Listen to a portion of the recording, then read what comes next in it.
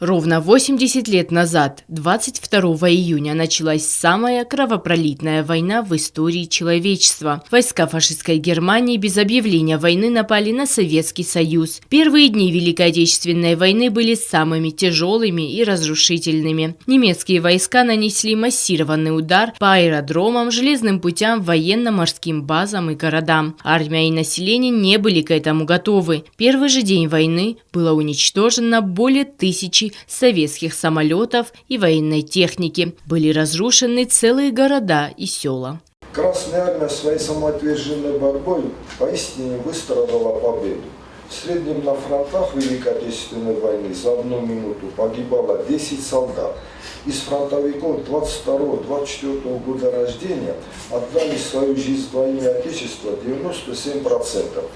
Из бойцов 23 года рождения от каждого 100 человека к концу войны в живых остался только 1 человек.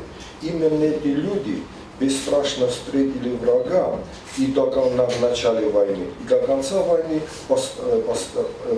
постоянно боролись с фашистскими врагами.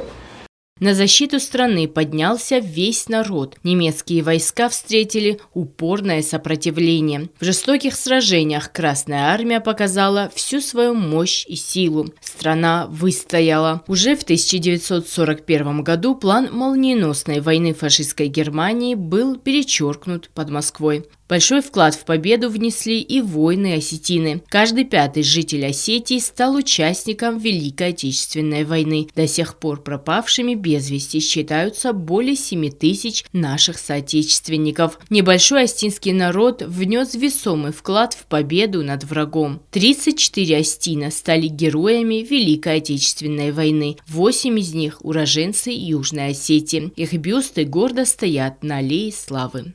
Лена Газаева, Фатима Чочиева. Информационный выпуск сегодня.